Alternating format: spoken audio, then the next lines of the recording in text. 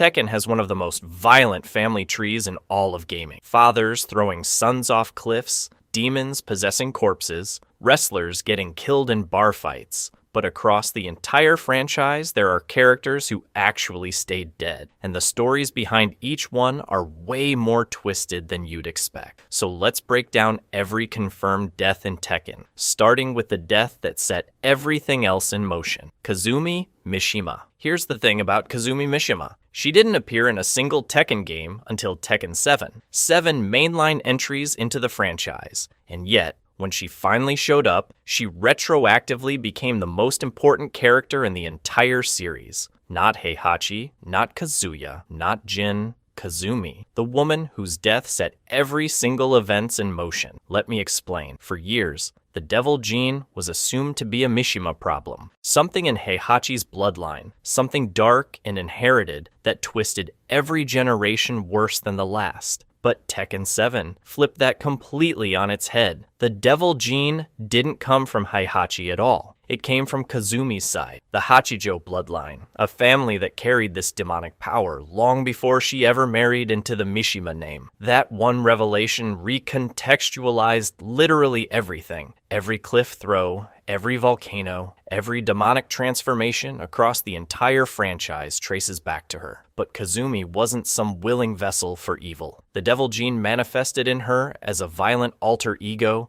that she actively tried to fight off. She kept falling sick over and over, each episode getting worse as the demonic entity inside her clawed for control. Imagine watching someone you love deteriorate like that and having zero understanding of why. That was Heihachi's reality. His wife was slowly being consumed by something he couldn't see, couldn't fight, and couldn't fix. Then one day, she stopped being Kazumi entirely. The Devil Gene took full control, and Kazumi transformed into her devil form and attacked Heihachi directly. Whatever love existed between them, whatever history they shared, it ended right there. Heihachi fought back and killed her. The woman he loved was gone, and he was the one who ended it. Now here's where it gets dark. Because killing his wife wasn't the end of the tragedy, it was the beginning. The moment Heihachi realized Kazumi carried the Devil Gene, he understood their son Kazuya had almost certainly inherited it too. And his response to that realization was, let's say, not great. He took his child to the edge of a cliff and threw him off, just to see what would happen. If Kazuya survived, the Devil Gene was in him. If he didn't, well,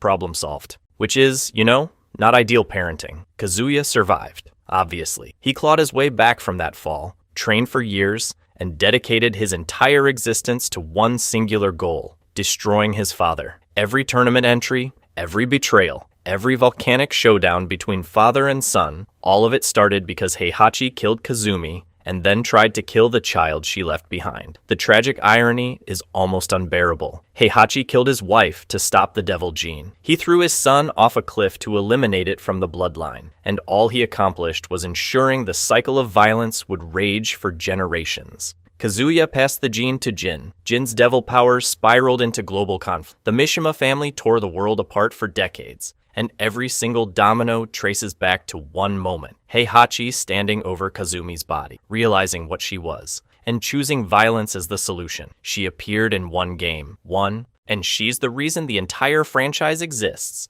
But if Kazumi's death was the spark that lit the fuse for the entire Mishima saga, the next one proves that in this universe, even machines aren't safe from getting caught in the blast radius. Prototype Jack. Now, before you say anything, yes, we're talking about a robot, and yes, I'm counting it. Here's why. Prototype Jack was built by Dr. Boskanovich, a genius Russian scientist who essentially created the entire Jack line of combat robots. He was the original, the first model, the proof of concept that every future Jack would be built on. And the Mishima Zaibatsu, because of course they did, got their hands on the technology. This is kind of how the Mishima Zaibatsu operates, by the way. They see something useful, they take it, they use it until it breaks, and then they move on. People, robots, entire nations, doesn't matter. Everything is a resource to whoever's sitting in that CEO chair. So what happens to a prototype combat robot once the newer models roll off the assembly line? It gets pitted against them, which is a bit like stealing someone's first car and then entering it in a demolition derby against trucks.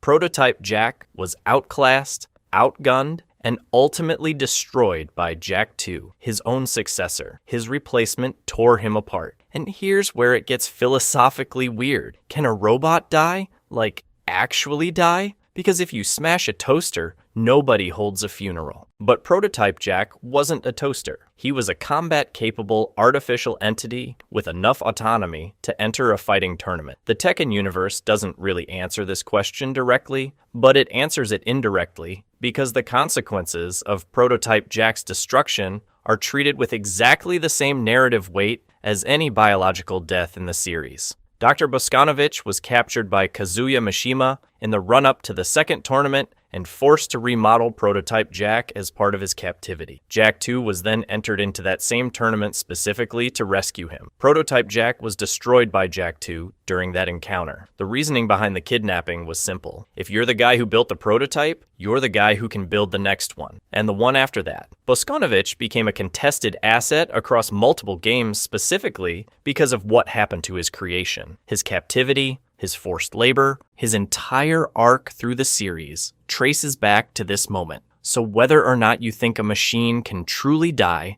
the Tekken universe clearly thinks Prototype Jack's destruction mattered. It drove kidnappings, shifted corporate power, and turned a scientist into a bargaining chip for years. That's more narrative impact than some human characters get in their entire run, which is, not ideal for the humans. But if a robot's destruction can set off a chain of kidnappings and corporate power shifts, the next death on this list proves that not everything in Tekken ends in chaos. Sometimes it ends in something almost peaceful.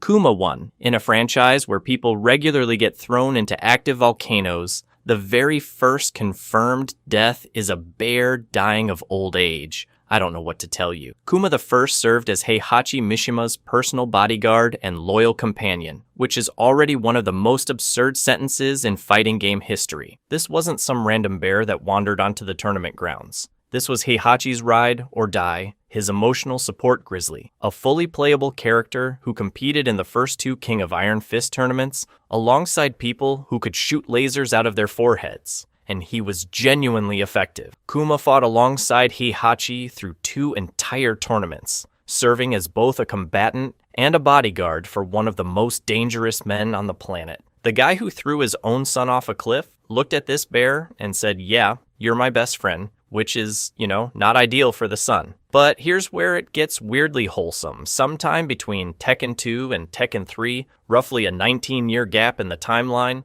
Kuma the First simply passed away from old age. No demonic possession, no volcanic execution, no ancient god of fighting hunting him down. He just got old and died. In Tekken, that basically qualifies as a happy ending. His death did serve one important purpose, though. It introduced the concept of generational succession that Tekken would lean on heavily going forward. Kuma II, his son, inherited literally everything. The role, the fighting style, the bizarre loyalty to Heihachi, even the unrequited crush on Panda. The torch got passed so cleanly that most casual players don't even realize they've been playing a completely different bear since Tekken 3. This pattern of successors replacing fallen originals shows up repeatedly throughout the series. King, Armor King, even the Jack robots all follow this same template. Turns out, Kuma the First dying quietly in his sleep accidentally established one of the franchise's most important narrative mechanics. But if a bear dying quietly in his sleep is the most peaceful exit on this list, the next one is the complete opposite. Because King Forge deserved better,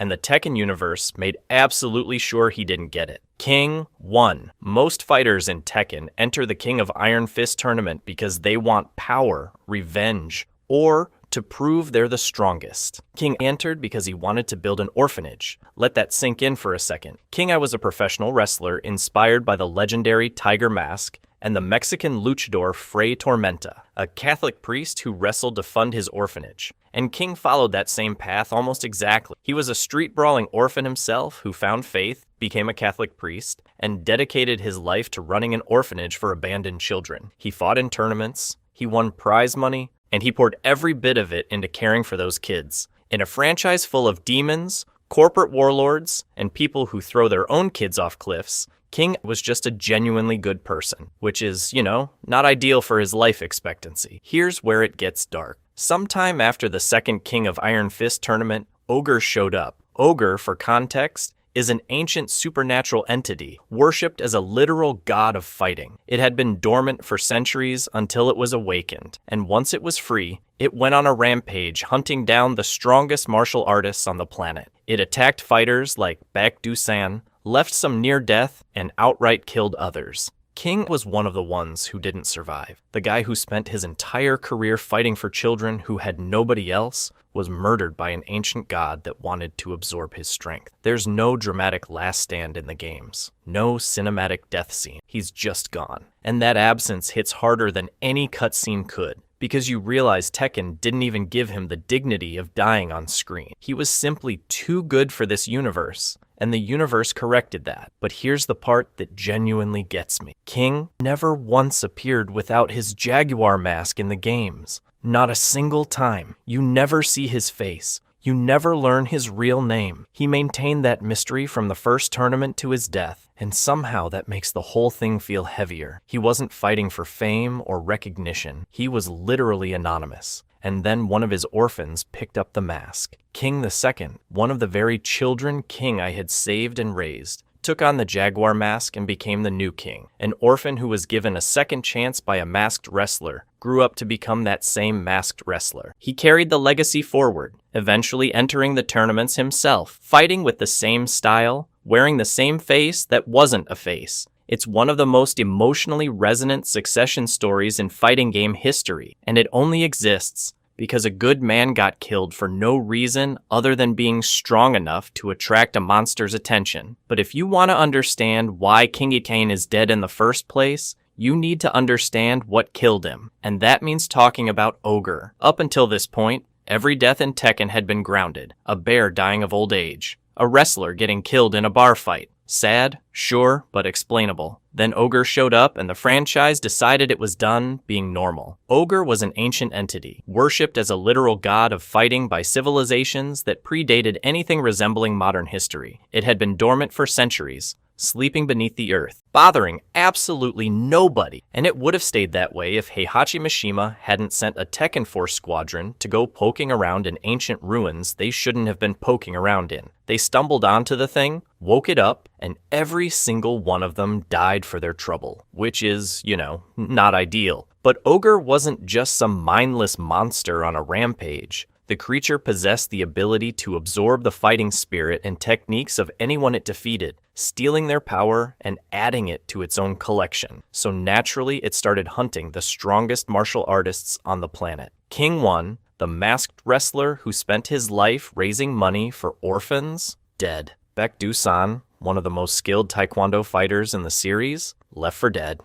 Ogre went down the roster like a shopping list, systematically targeting anyone worth absorbing. As Ogre accumulated more power, it transformed into True Ogre, a massive, monstrous form representing the culmination of every fighter it had consumed. The thing looked like it belonged in a completely different franchise. This wasn't a family grudge match on top of a skyscraper. This was a teenager fighting a god. That teenager was Jin Kazama, and he had a very personal reason for being there. Ogre had attacked his mother, Jun Kazama, and she vanished. Presumed dead, Jin wanted revenge. But beating a creature that had absorbed the power of dozens of elite fighters isn't exactly something you can do with good footwork and a strong right hook. Jin needed something extra, and he had it. The devil gene inherited from his father, plus the blood of both the Mishima and Kazama lineages. Jin fought True Ogre and destroyed it completely. Here's the part that makes Ogre's death genuinely unique. When True Ogre was destroyed, fighters who had been left for dead, like Baek,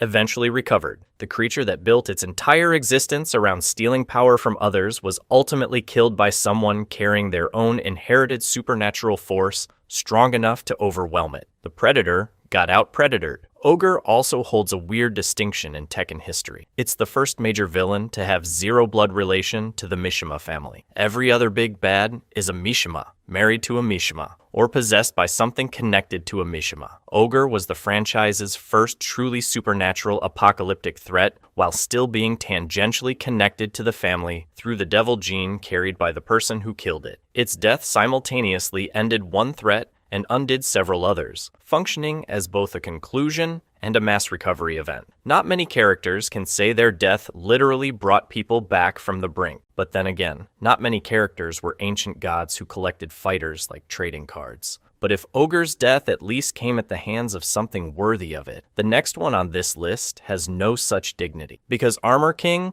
1 wasn't killed by a god. He was killed in a bar. Armor King 1. So we just covered an ancient god hunting down the strongest fighters on the planet and murdering a philanthropist wrestler. You'd think the deaths only get more dramatic from here. Turns out no. Armor King 1 was killed in a bar fight in Arizona by a drunk guy. I don't know what to tell you. Here's what happened. Craig Marduk was a Vale Tudo fighter who got himself kicked out of the entire sport for causing serious injuries to his opponents. He was out. He was bitter, and he was drinking a lot. At some point during this downward spiral, Marduk walked into a bar in Arizona and picked a fight with the wrong person. That person happened to be a professional wrestler in a black jaguar mask. Now, before you assume this was some kind of epic showdown between two elite fighters, it wasn't. This was a sloppy, drunken brawl that ended with Armor King I dead on the floor. Not in a tournament ring, not at the hands of a demon or an ancient god in a bar, because some guy couldn't handle being disgraced. But here's where it gets complicated. The killing was ruled as unintentional. Marduk didn't walk in planning to kill anyone. He was just violent, drunk, and out of control. He ended up behind bars, which, for ending someone's life in a drunken rage, feels like the universe gave him the "we acknowledge this is bad, but also you were really drunk" discount. And the reason that ruling makes more sense than it sounds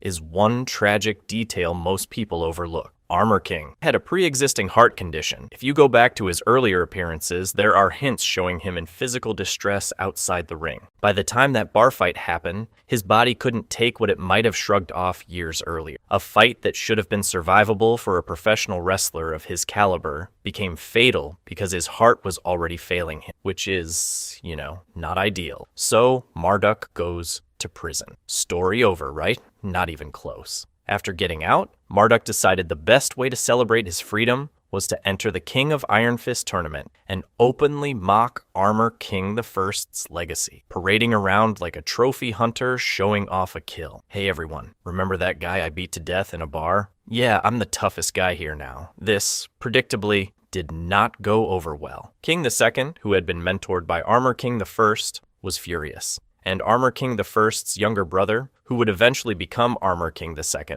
dedicated himself entirely to hunting Marduk down. His whole motivation for entering the tournament was revenge for that Arizona bar. The whole thing is one of the most grounded storylines in a franchise where people regularly get thrown into volcanoes and punched by demons. No supernatural element, no ancient curse. Just a drunk man, a bad heart, and a bar fight that went too far. And somehow that makes it hit harder than any of the cosmic scale deaths in this series. A legendary fighter brought down not by a worthy opponent, but by circumstance, and a guy who couldn't hold his liquor. But if a senseless bar fight is the most grounded death on this list, the next one swings to the complete opposite extreme. Because nothing about what happened to Jinpachi Mishima was simple, clean, or quick. Every family has its black sheep. The Mishimas have about 4. But Jinpachi might be the only one who actually tried to do the right thing and got punished for it in the most horrific way imaginable. Jinpachi Mishima was the founder and original head of the Mishima Zaibatsu. He built the empire, he ran it,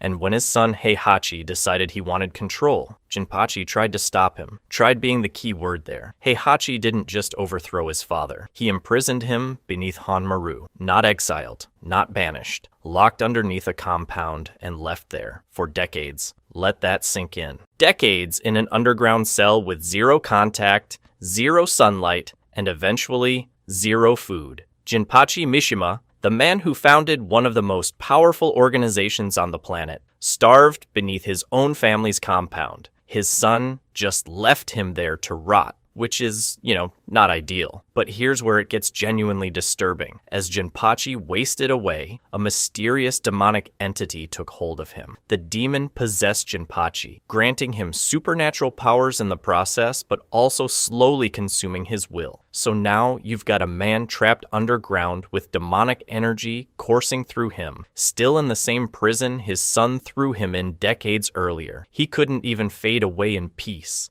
The universe looked at this starving old man and said, "Actually, no, we're not done with you yet." Jinpachi stayed trapped in that state until an army of Jack 4 robots attacked Hanmaru and blew the structure apart. The assault that was meant to kill Heihachi ended up freeing Jinpachi from his underground prison instead. He emerged from the rubble, supernaturally sustained, possessed by a demon he never asked for, and immediately got to work. Here's the thing. Most people who escape decades of imprisonment want revenge. Jinpachi wanted to die. He seized control of the Mishima Zaibatsu and announced the 5th King of Iron Fist tournament with one explicit goal: find someone strong enough to kill him before the demon fully consumed him. He knew the entity inside him would eventually take over completely and unleash catastrophe on the world. He literally built a tournament so someone would put him down. That's not a villain's plan. That's a cry for help disguised as a fighting bracket, and it worked. His grandson, Jin Kazama, fought through the tournament and defeated Jinpachi in the final round. With the demon's hold broken and his body finally giving out, Jinpachi dissolved into dust and faded away. After decades of imprisonment, starvation, demonic possession, and a prolonged existence he never wanted, the man finally got to rest. Jinpachi is arguably the most tragic Mishima of them all. Heihachi chose violence. Kazuya embraced the devil. Jin struggled with both sides. But Jinpachi, he just wanted to stop the cycle. He tried to prevent his son from corrupting the Zaibatsu, and his reward was wasting away in a basement. He tried to use his unwanted extended life to end the bloodline's curse, and his reward was having his own grandson beat him into dust. Every single thing this man did was an attempt to fix his family's mess, and every single attempt cost him everything. But if Jinpachi's story is about a man who couldn't escape his family's curse even in death, the next one isn't really a person at all. And its death, if you can even call it that, is one of the messiest in the entire franchise. Most things in Tekken die when you kill them. Azazel didn't get that memo. Here's the thing about Azazel. It's not a person. It's not even really a creature in any traditional sense. It's a demonic entity that existed beyond the conventional rules of biological life, foretold to awaken during times of widespread war and chaos. And if there's one thing the Mishima family is good at producing, it's widespread war and chaos. So naturally, Azazel woke up during Tekken 6, right when Jin Kazama was busy starting a global conflict specifically to draw the thing out. Jin's plan was, to put it simply, start World War III so I can punch a demon god to death, which is either the most insane military strategy ever conceived or the most effective one because it actually worked. Kind of. Jin destroyed Azazel's physical body during the events of Tekken 6, punching through the creature's chest and sending them both into the abyss. Azazel's spirit survived the confrontation, and Zafina used an ancient ritual to seal it within her own body before it could reconstitute itself. Body gone,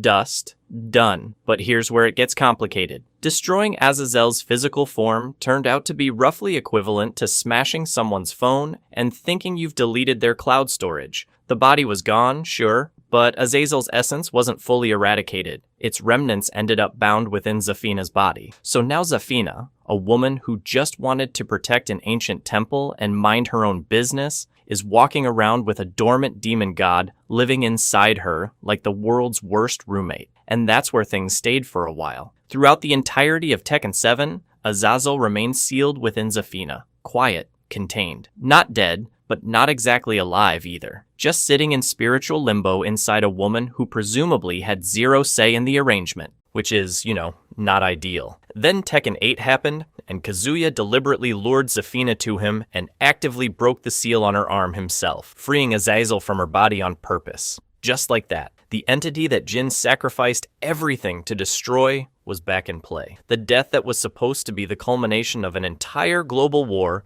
turned out to be temporary containment at best. Jin punched a god so hard its body disintegrated, and the thing just moved apartments. What makes Azazel's situation particularly interesting is its connection to the devil gene. This isn't some random monster that showed up for one game and disappeared. Azazel is tied directly to the supernatural curse that has defined the Mishima saga for generations. The same power that corrupted Kazuya, the same gene that Jin has been trying to purge from existence. Azazel isn't a side story. It's woven into the DNA of the franchise's central conflict. Literally, the philosophical tension here mirrors something Tekken has been doing for decades. Physical destruction means nothing when spiritual persistence is on the table. You can throw someone into a volcano, shoot them off a cliff, or obliterate a demon's corporeal form, and the essence of the thing just finds somewhere else to be. Azazel's death isn't really a death. It's a transformation, a relocation. The body is a vessel, and vessels can be replaced. And because Azazel's seal was destabilized during Tekken 8, this story isn't even finished yet. The consequences of Jin's sacrifice in Tekken 6 are still actively unfolding, still being rewritten by new developments. Most dead characters in Tekken have the courtesy to stay in one narrative state. Azazel can't even commit to being sealed, let alone being dead. But if Azazel's ambiguous demise feels frustrating, at least it's consistent with the franchise's most important rule. In the Mishima universe, nothing stays buried, and nobody proves that rule better than the Patriarch himself. This is the one, the death that every single entry on this list has been building toward. Heihachi Mishima didn't just die. He completed a cycle that started the moment he killed Kazumi and threw his 5-year-old son off a cliff. And the way it happened is so poetically brutal that it almost doesn't feel real. During Tekken 7 story mode, Heihachi and Kazuya finally had their last fight. Not their latest fight, their last one. And here's the thing that makes this so much worse. Heihachi won the first round. He actually beat Kazuya in their initial clash. The old man, no devil gene, no supernatural powers, just decades of raw martial arts mastery and sheer stubbornness, managed to put his son down. For a moment, it looked like pure human willpower had triumphed over the devil gene itself. And then he did exactly what you'd expect Heihachi Mishima to do. He threw Kazuya's body into the mouth of a volcano, just casually disposed of him like he was dumping evidence. If that sounds familiar, it should. It's the cliff throw from decades earlier, except now it's a volcano. Heihachi really said, let me upgrade the method this time, which is, not ideal for father-son relationships. But Kazuya didn't stay dead. He never stays dead. The devil gene pulled him back from what should have been complete incineration. The man crawled out of an active volcanic crater through sheer hatred and demonic power. He came back for one final round, and this time, the fight went differently. Kazuya fully embraced the devil gene, and Heihachi, for all his strength and stubbornness, simply couldn't overcome it a second time. Kazuya killed him, and then he threw Heihachi's body into the exact same volcanic crater that Heihachi had just used to try to kill him. Let that sink in for a second. Heihachi threw Kazuya off a cliff when he was 5. Kazuya spent his entire life climbing back up, and at the end of everything, after decades of tournaments, betrayals, and attempted murders, Kazuya threw his father into a volcano and watched him burn. Heihachi was consumed by volcanic fire. Complete incineration. No devil gene to save him. No resurrection program. No demonic entity to animate his corpse. Just fire, and then nothing. The narrative symmetry here is staggering. Heihachi killed Kazumi because of the devil gene. He threw Kazuya off a cliff because he feared the devil gene. He spent his entire life trying to control, contain, or destroy the supernatural power that his wife's bloodline introduced into his family. And in the end, that exact power is what killed him. The devil gene won. It always was going to win. Heihachi just refused to accept that for about 40 years. But here's the part that elevates this from a great death to maybe the best death in fighting game history. Heihachi had the will, the skill, and the determination to beat Kazuya once. He executed his plan, threw him in the volcano, walked away, and it still wasn't enough, because Kazuya is not a problem you can solve by throwing him into things. Heihachi tried a cliff, he tried a volcano, neither worked. The man's entire parenting philosophy was throw child off high place and hope for the best, and it failed him every single time. Now, I do have to address the Kuma-sized elephant in the room. Heihachi appeared in Tekken 8. He showed up despite being very clearly, very canonically, very thoroughly dead. And look, at this point in the video, you already know how Tekken handles death. It's more of a suggestion than a rule. In Tekken 8, Heihachi was revealed to have actually survived the volcano, kept alive through sheer force of will, and eventually recovered by someone who restored him. Because of course he did. The franchise has a relationship with permanent death that can best be described as casual. But that's the thing about Tekken. Every character on this list, from Kuma dying of old age to Jinpachi dissolving into dust to Armor King getting killed in a bar, they all exist in a universe where death is simultaneously devastating and weirdly temporary. Characters die with incredible narrative weight and emotional payoff, and then the next game goes, actually. What if they didn't, though? It's maddening. It's also kind of beautiful, because it means every death matters in the moment, even if the franchise reserves the right to change its mind later. Heihachi Mishima burned in a volcano. His son put him there, and somewhere, Kazumi is probably watching and thinking, yeah, that tracks. If you enjoyed this video and want to see more, click the video on the screen now.